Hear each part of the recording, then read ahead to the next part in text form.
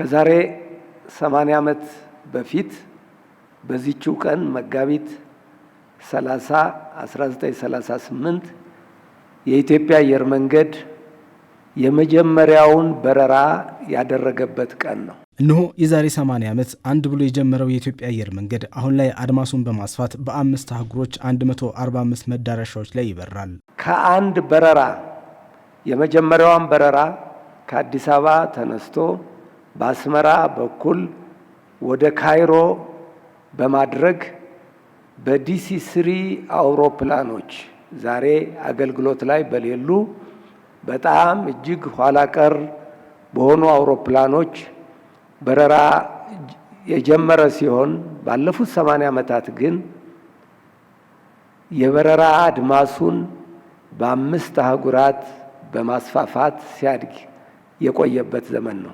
አሁን ላይ እጅግ ዘመናዊ የሆኑ ከ150 በላይ አውሮፕላኖች አሉት። በአመት ከ20 ሚሊዮን በላይ መንገደኞችን የማስተናገድ አቅም ያለው ሲሆን 850 ሺህ ቶን ጭነትም በየአመቱ ያጓጉዛል። በአፍሪካ ቀዳሚው የሆነው አየር መንገዱ እድገቱን በአውሮፕላን ጥገና ዘርፍም ጭምር አብሮ ያሳደገ ነው። በ1950ዎቹ ዓመታት የአውሮፕላን ጥገና በትንሹ ጀምሮ ዛሬ የኢትዮጵያ አየር መንገድ የሚያበራቸውን አውሮፕላኖች አካላት በሙሉ እስከ ከፍተኛው የጥገና ደረጃ ድረስ መጠገን የሚችል አቅም ገንብተናል። የኢትዮጵያ አየር መንገድ ሁሌም ቢሆን ከስኬቱ ጀርባ ጠንካራ የሥራ ባህል ያላቸው ሰራተኞቹ እንዳሉት የሚያነሳ ሲሆን ለዚህም ደግሞ ትልቁን ድርሻ የሚወስደው የአቪዬሽን ዩኒቨርሲቲው ነው። በ1950ዎቹ የመጀመሪያውን የአቪዬሽን አካዳሚ መስርቶ በማሰልጠን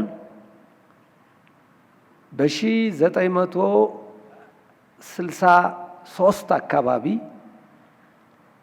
በአሜሪካኖች ተይዞ የነበረውን ሁሉንም የአየር መንገዱን ሙያዎች እና አመራሮች ወደ ኢትዮጵያውያን የቀየረበት ታሪክ ሁልጊዜ በታሪክ ጎልቶ የሚታይ የሚወሳ ታሪክ ነው። ይህ ጠንካራ ዩኒቨርሲቲ አየር መንገዱ ከራሱ አልፎ ለሌሎች የአፍሪካ ሀገራት እንዲሁም በቅርቡ ደግሞ ለኢታድ አየር መንገድ ጭምር የሰው ኃይል በማቅረብ ጉልህ አስተዋጽኦ እያበረከተ ነው። የተለያዩ ተያያዥ ዘርፎችን በመያዝ ወደ ግሩፕነት ያደገው አየር መንገዱ በሆቴል ዘርፍም ላይ በመሳተፍ ለቱሪዝሙ የበኩሉን አስተዋጽኦ እያበረከተ ነው። የኢትዮጵያ ስካይላይት ሆቴል በመገንባት በአዲስ አበባ በኩል የሚተላለፉ መንገደኞቻችን የላቀ ቆይታ እንዲኖራቸው የላቀ መስተንግዶ እንዲኖራቸው በማድረግ መጀመሪያ ፌዝ 1 ብለን ግማሹን በኋላ ደግሞ ፌዝ 2 ብለን አሁን ያለንበትን ሆቴል በመገንባት ለሀገራችን ቱሪዝምም አስተዋጽኦ አድርገናል። አሁን ውድድራችን ከአፍሪካ ሳይሆን ከዓለም ጋር ነው የሚለው የኢትዮጵያ አየር መንገድ ግሩፕ ለዚህም የ15 ዓመታት እቅድ በማውጣት እየሰራ ይገኛል። የኢትዮጵያ አየር መንገድን በዓለም አቀፍ ደረጃ አሁን ስለ አፍሪካ የምናወራበት ጊዜ አይደለም፣ በዓለም አቀፍ ደረጃ ትልቁ ተወዳዳሪ አየር መንገድ ለማድረግ አልመናል። ይህ ስንል በ2030 በ2035 በ2040 የት እንደርሳለን የሚል በአሃዞች የተደገፉ ግቦች አሉ።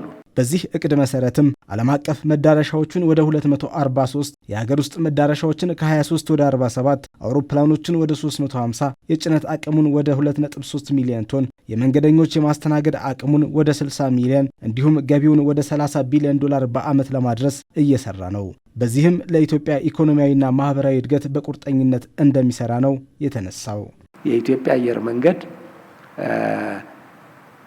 ለሀገሩ በታታሪነት የሚሰራ ተቋም የኢትዮጵያን እድገት፣ ኢኮኖሚያዊ እድገት፣ ማህበራዊ እድገት በከፍተኛ ደረጃ ለማሳደግ ቆርጦ የተነሳ መሆኑንም አብሬ ለመግለጽ ስለፈለኩ ነው።